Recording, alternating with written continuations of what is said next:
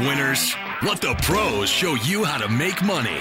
General Manager Al DeMarco, a regular contributor on Fox Sports, MSNBC, and Comcast Sports TV, brings over 25 years of handicapping experience to the table.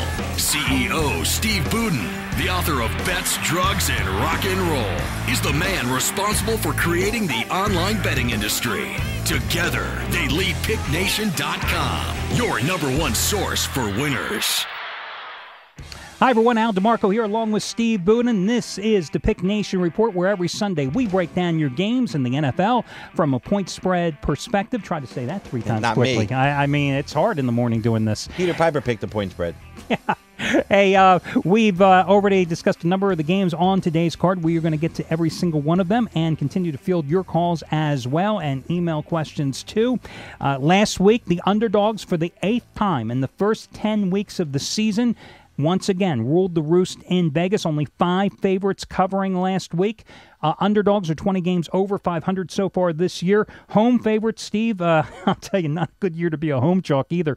38, 52, and 4 versus the odds makers. Road favorites, which Philadelphia did certainly win on Monday night, they're 7 games under 500. That you'd expect. But home favorites, 38, 52, and 4. It's just a stunning development. So it's real easy. Customers just bet all the underdogs, right? Wrong. Because customers refuse to follow that trend. They've been betting the favorites their whole lives. You know, it's like going to a crap table and watching everybody crap out. The minute that you try to bet on that 7 and bet against the hand, somebody comes up and hits 10 passes in your face, and customers just won't risk that. They're always waiting for the tide to turn and for the favorites to come in and start killing it. It's suspension of disbelief. You just cannot believe, and you keep saying to yourself, the dogs just can't keep winning. Well, I got news for you guys. 8 of the first 10 weeks, the dogs have been barking. But you're right. It's basic human nature. Everybody, handicappers, sports services, gamblers, everybody gravitates towards the favorites. You, as a former bookmaker, this is the guy who literally created the offshore sports book industry.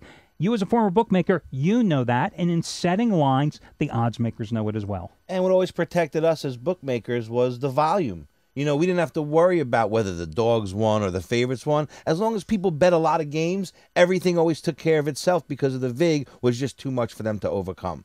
Now, Steve, being a former bookmaker, not a handicapper, but you get the yin and yang in this program because Steve takes a look at the games from that side of the fence. His plays, which he releases, they're not plays as a handicapper. They are culled from the sources, the contacts that he's developed over the years. Certainly has paid off. A 3-year winning record in pro and college football of over 500 dimes net profit.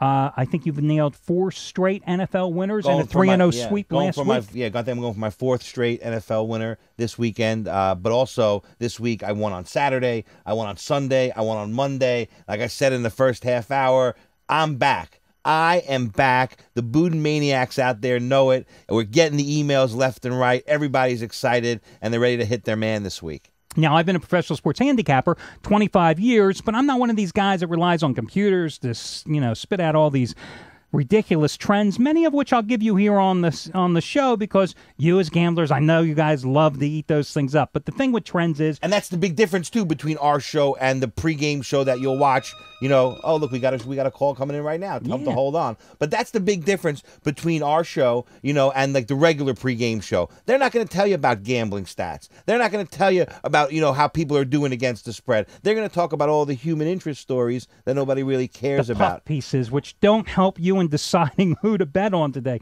And that's the thing. I look at games as a former sports reporter. I look at these teams, how the personnel matches up. Can a team stop the run? Do they excel at stopping the pass? Can they put pressure on the quarterback? That's what matters to me. Mom, stop calling, all right? You'll get in. Don't worry. We're going to take the calls in about 5 minutes. Just calm down. I'll tell you what, it's my birthday. This happens. Everybody wants to say happy birthday to me. I understand. No problem. We're going to get you all in.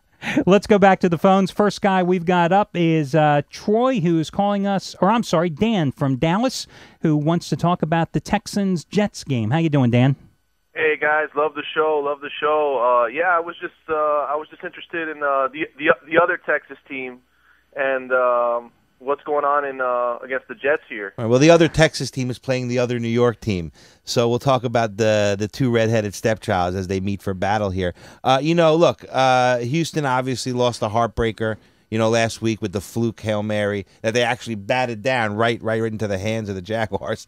And the Jets actually got the miracle. I was on them, in overtime. No chance to get the cover, laying 3 points in overtime or 3.5. Just no chance, and they got the touchdown. And proving that you're better off being lucky than good. I think my rule, and I've mentioned it on the show many times, is you never lay 7 points with the Jets, ever. So without even having to read this game or study this game or look at the stats, I'm going to go with my cardinal rule here. I am not going to lay 7 points with the Jets. I think Houston has more than enough to cover. Who's going to win this game? I got no idea. I'll be rooting for the Jets. No chance for them to cover. Yeah, after the way the Jets have played the last few weeks, going into the bye, 4 weeks ago, they had won and covered 5 straight and outscored their foes on average 31-18. Since the bye, they lose 9-0 at home to Green Bay.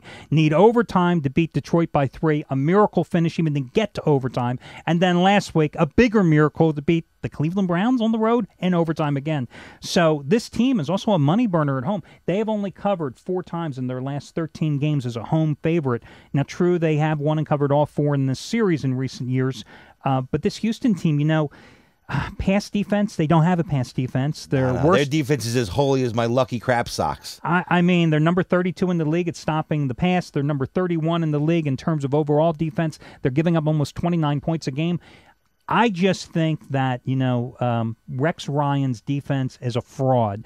This guy that's known as this defensive genius, they can't put pressure on quarterbacks when the time demands it.